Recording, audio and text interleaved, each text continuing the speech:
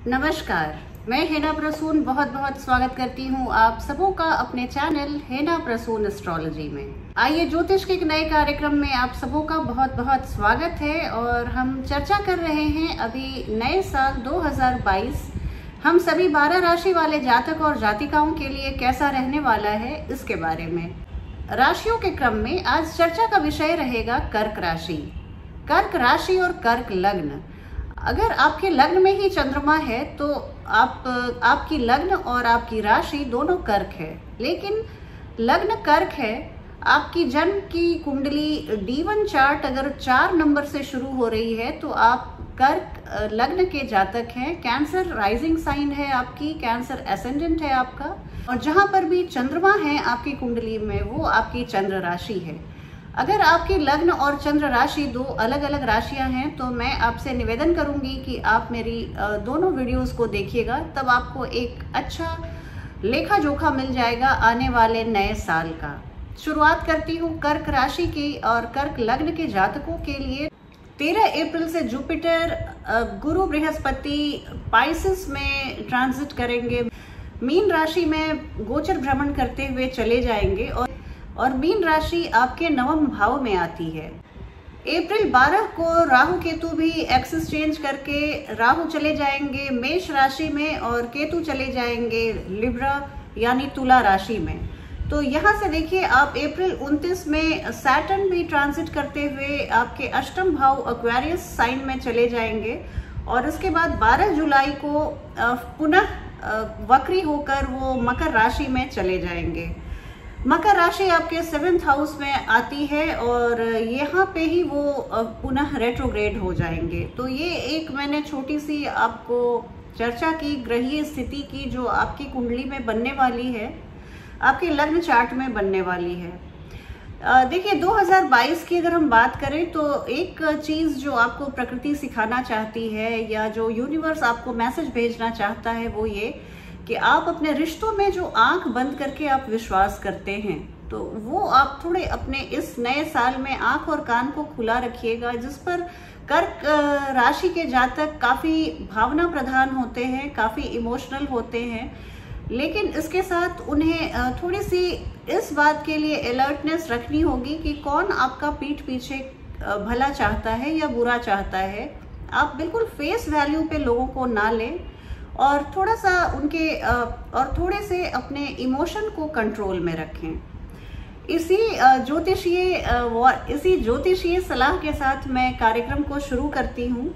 Jupiter गुरु बृहस्पति नवम भाव से आपको इंफॉर्मेशन टेक्नोलॉजी का बहुत लाभ उठाते हुए दिख रहे हैं। नई नई बातों को सीखना, चाहे कार ड्राइविंग सीखनी हो, चाहे कोई नई विदेशी भाषा सीखनी हो, सब पे आप महारत हासिल कर सकते हैं और ये आपके लिए एक बहुत ही अच्छा समय है। आपको अगर लिखने पढ़ने का शौक है, आप किसी मैगजीन में या न्यूज़पेपर्स में या सोशल मीडिया पे, हो सकता है आपका कोई थ्रेड बहुत हिट हो जाए, बहुत वायरल हो जाए, आप कोई वीडियो बनाए, तो किसी भी तरह के इलेक्ट्रॉनिक संचार के माध्यम से आपकी प्रसिद्धि दिख रही है। वो आप अगर इस तरफ आप पहला कदम बढ़ाएं तो आपको सफलता मिलने में देरी नहीं लगेगी।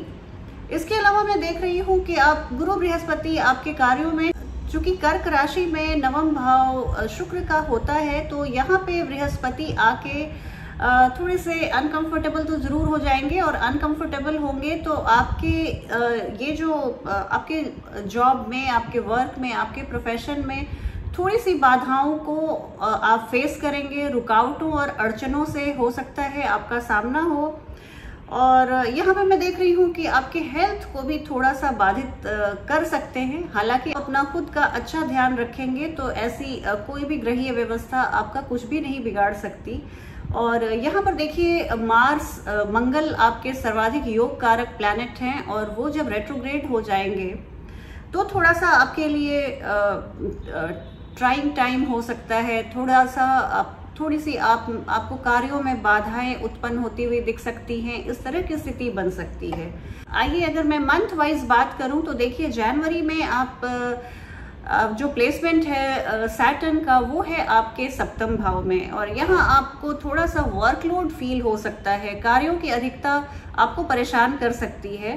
आपके विवाहित जीवन में मैं आपको थोड़ा सा कॉशियस करना चाहूँगी कि वहाँ पे आपको बोर्डम से भरा लाइफ आपको लग सकता है। थोड़ा वैवाहिक रिश्तों में, आपसी रिश्तों में ठंडापन आ सकता है। किसी भी तरह के शीत युद्ध जैसी स्थिति को आप मत पनपने दीजिएगा, आपसे यही आग्रह करूंगी मैं। मिड जनवरी से कैंसेरियंस को थोड़ा सा अपने स्वास्थ्य के प्रति सचेत रहना चाहिए। स्वास्थ्य के लिए आप थोड़ा सजग रहिए, मैं आपको इतना ही कहूंगी। इसके साथ साथ मैं आपको आपके वित्तीय प्रबंधन को भी सही चुस्त दुरुस्त करने की सलाह दूंगी। फरवरी का महीना आपके लिए सबसे खुशनुमा और डायनामिक रहेगा। आप बहुत जीवन में गति को फील करेंगे, जीवन में बहुत स्पीड और थ्रिल को फील करेंगे। पूरे फरवरी आप अपने घर परिवार के बारे में सोचते रहेंगे। और यहाँ पे देखिए, आपको जुपिटर थोड़ा सा और फैमिली ओरिएंटेड बना रहे हैं, आपको प्रेरित कर रहे हैं कि आप घर और परिवार को वरीयता दीजिए, प्रायोरिटी दीजिए, और वैसा आप करते हुए दिख भी रहे हैं। अप्रैल के महीने में मैं अगर आपको बात करूं तो जुपिटर आपके 9th हाउस में आ जाएंगे और आप अपने घर परिवार, घरेलू जीवन और जो आपका प्रोफेशनल लाइफ है, दोनों जगह आप काफ़ी अपने को समय डिवोट करते हुए दिख रहे हैं। आप वहाँ पर काफ़ी चुस्ती फुर्ती से काम करते हुए दिख रहे हैं। अप्रैल के महीने में हो सकता है कार्यों की अधिकता से, वर्कलोड की अधिकता से आपको थोड़ी सी बेचैनी जैसा लगे, तो इसमें मैं आपको यही सलाह दूंगी कि आप पीसफुल म्यूजिक को ज़रूर सुनिए। कहीं आप एक छोटी सी हॉलीडे पे निकल जाइए, अपने लव्ड वंस के साथ आप किसी वेकेशन पे निकल जाइए, हॉलीडेइंग कीजिए। 2-4 दिनों का भी ब्रेक आप देते रहिए तो आपके जीवन में जो निरस्ता आ जाएगी या एक रास्ता आ जाएगी, वो चली जाएगी।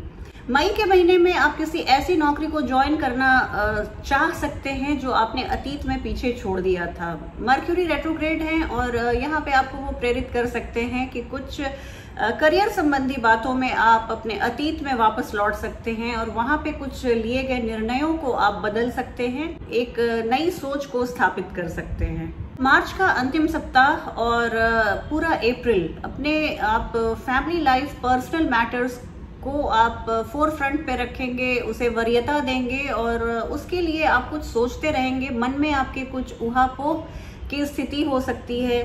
और इसके बाद अगर मैं जुलाई की बात करूं तो जुलाई में देखिए, सैटर्न जो है वो पुनः रेट्रोग्रेड होकर आपके 7वें भाव में आ रहे हैं, कैप्रिकॉर्न राशि, मकर राशि में।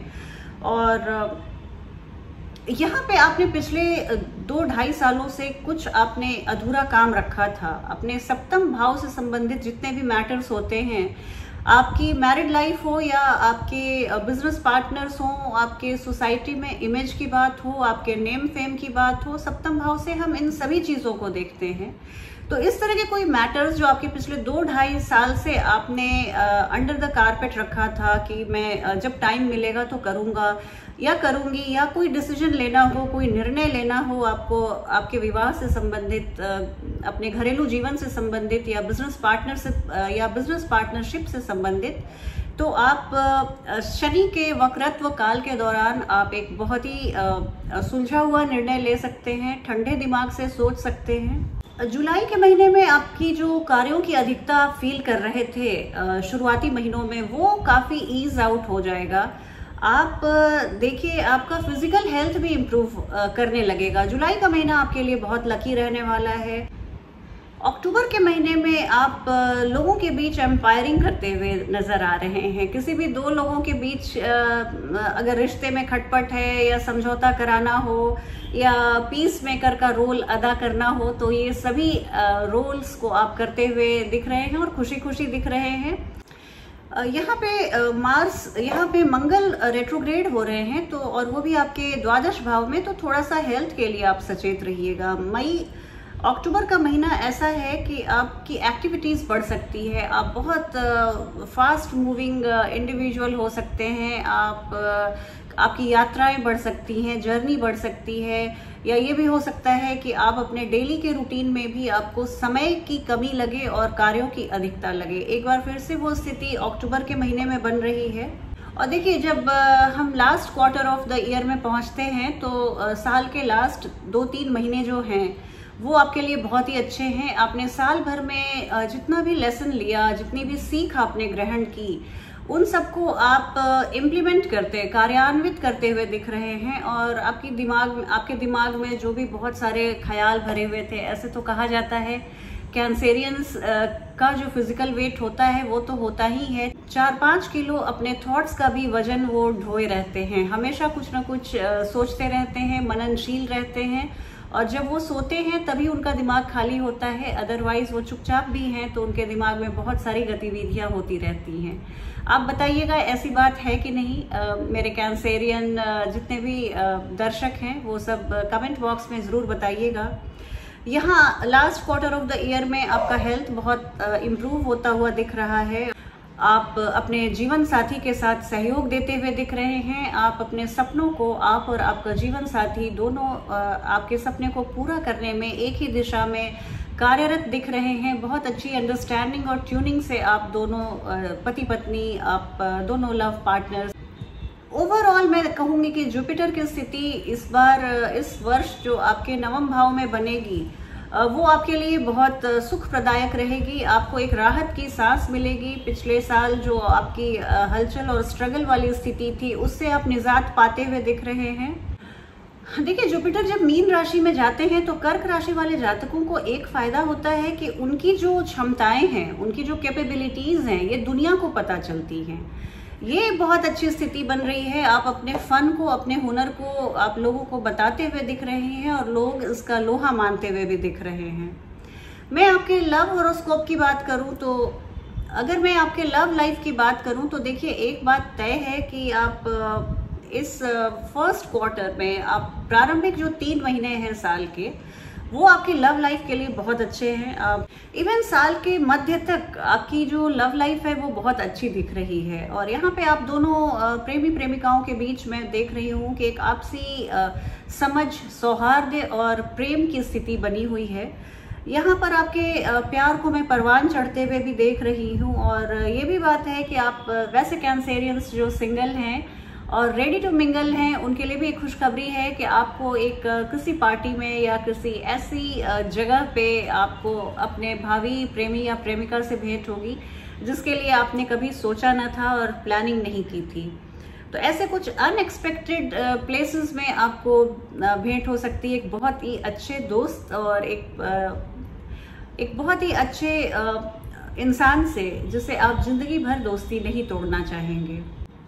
और साल का जो अंतिम 6 महीना है वो वहाँ पे मैं उतनी फेवरेबल स्थिति नहीं देख रही हूँ, पर ऐसी कोई ब्रेकअप या खटपट की भी संभावना नहीं है।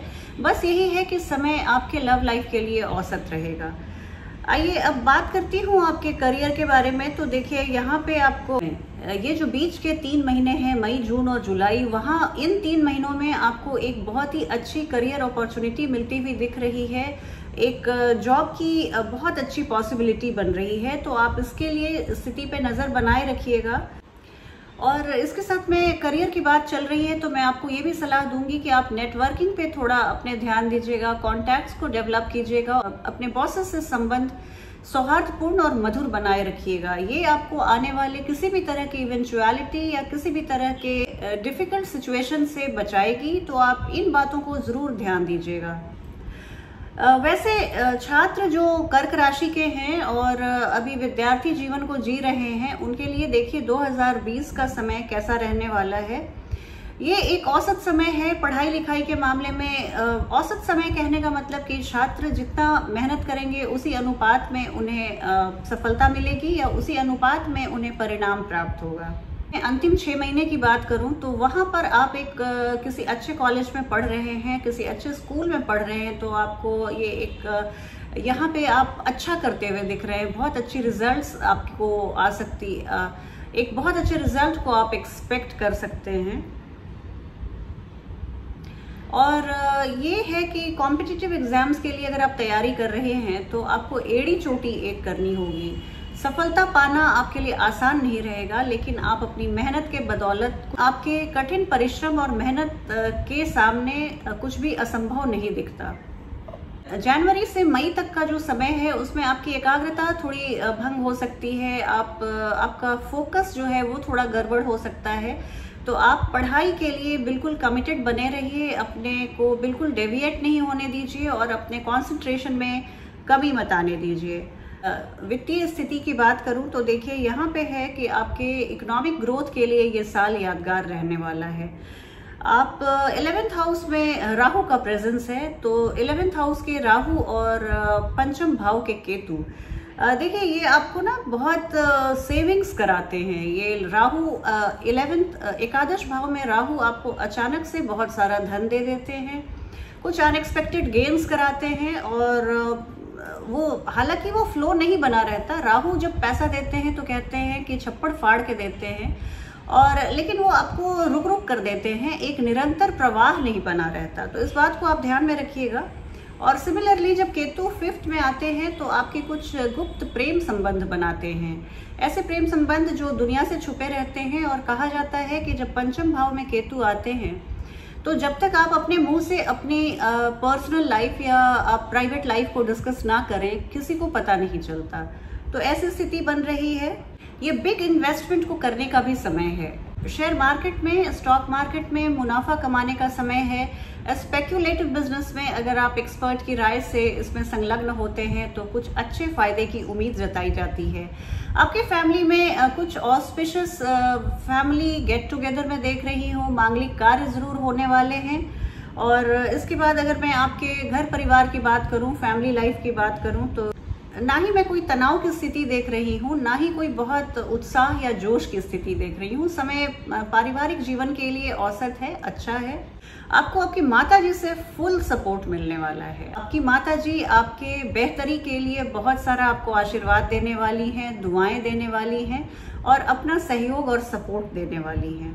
सेकेंड हाफ जो साल का जो सेकेंड हाफ है उसमें आपको बच्चों से संबंधित जितनी भी चिंताएं थी, आपको अपने बच्चे से संबंधित जितनी भी चिंताएं थी, उनके पढ़ाई के लिए, स्वास्थ्य के लिए, नौकरी के लिए, शादी के लिए या उनके बच्चों के लिए, वो सभी दूर होती हुई दिख रही है। बच्चों से आपको खुशियां मिलने वाली हैं।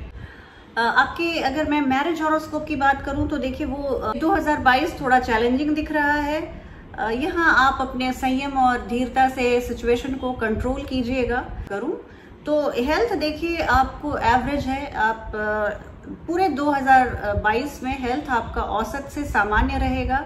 और यहाँ पर है कि आपको थोड़ी सी अपने हड्डियों का ध्यान रखना होगा। बोन की कोई समस्या ना पनपने पाए, इसके लिए आप अपने हड्डियों का बहुत ध्यान रखिएगा। जुपिटर आपके एर्थ हाउस में एस्पेक्ट कर रहे हैं। आप अपनी डेली रूटीन, दिनचर्या, अपने लाइफ स्टाइल और अपने फूड हैबिट को बिल्कुल नियंत्रित रखिएगा, रेगुलेटेड रखिएगा। मानसिक तनाव से दूर रहिए। और ये आपको ज़्यादा कैंसेरियंस मानसिक तनाव से ज़्यादा ग्रसित रहते हैं। उन्हें फिजिकल एलिमेंट कुछ हो या ना हो, मेंटल टर्बुलेंस हमेशा चलता रहता है। तो ये आप थोड़ा सा अपना योगा और कोई भी पीसफुल म्यूजिक, नींद पूरी लें और इस तरह से आप अपना ध्यान रखिए। कर्क राशि वाले लोगों के लिए मैं कुछ ज्योतिषीय सलाह देना चाहूंगी अपने नए साल को और भी अच्छा बनाने के लिए। मंगल आपके सर्वाधिक योग कारक ग्रह हैं और टोटके तो मैं बताती नहीं, इसलिए मैं आपको हमेशा बोलती हूँ कि आप मंगलवार को जरूर से 3 बार हनुमान चालीसा का पाठ करें या 1 बार हनुमान चालीसा और 1 बार बजरंग बाण का जरूर से पाठ करें। ये एक इतना बड़ा कवच है आपके हाथ में कि इसकी कोई तुलना नहीं हो सकती। और आप पढ़ाई करें या पूजा करें तो आप पूरब की ओर अपना चेहरा रखें। बिजनेस की नई अपॉर्चुनिटीज़ के लिए या पढ़ाई में अग्रणी रहने के लिए आप थोड़ा सा गार्डनिंग या प्लांटेशन जरूर कीजिए अपने घर में। आप अच्छे जो ऐसे ऑक्सीजन जो 24 घंटे ऑक्सीजन इमिटिंग प्लांट्स होते हैं उनको आप लगाइए और उनकी आप पानी से सींचिए। और जो भी कुछ खाद हो सकता है ऑर्गेनिक, आप उनकी सेवा कीजिए। प्लांट्स की सेवा करना आपके लिए आपको नए बिजनेस अपॉर्चुनिटी और आय के नए स्रोत और पढ़ाई में आपको प्रोग्रेस कराने में बहुत मदद करेगा। शिव जी आपके देखिए लग्नेश आपके चंद्रमा होते हैं और शिव जी अपने सर पे आपके लग्नेश को धारण करते हैं। शिव जी की आराधना पूजा आपके लिए बहुत सार्थक रहेगी। शिव मंदिर के दर्शन करते रहिए। सोमवार को अगर हो सके तो आप फास्ट रखिए, अगर आपके डॉक्टर आपका हेल्थ परमिट करता है तो। और ओम नमः शिवाय का 108 बार जाप अगर हो सके तो आप जरूर कीजिए। इससे आपका नया साल हमेशा जगमगाता रहेगा और आपकी यादों में हमेशा रचा बसा रहेगा।